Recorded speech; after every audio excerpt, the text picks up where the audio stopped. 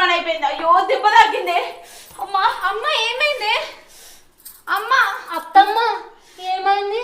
అత్తమ్మ ఏమైంది? అమ్మ ఇవరిదాకా మంచిగానే ఉన్నావు కదనే, ఏమైంది? అది కాదు బిడ్డ, మీకు ఏ డిస్టర్బెన్స్ కావద్దని బయట మంచం వేసుకొని వందామని వచ్చిన. ఈ బండ పాడుగాను ఎక్కడి నుంచి వచ్చిందో కాలు మీద పడ్డది. అత్తమ్మ ఆ బండ పడే ఛాన్సే లేదు, ఎట్లా పడుతుంది? ఇప్పుడు అవన్నీ అవసరమా? మా అమ్మ దెబ్బ ముఖ్యమా? అయ్యో బిడ్డ, నా వల్ల మీరు మస్తు ఇబ్బంది పడతారు. నా సావు నేను చెప్తా, మీ లోపలికి పోండి. అమ్మ నువ్వు ఇక్కడ గింత బాధపడితే నాకు మనసున పడుతుందా?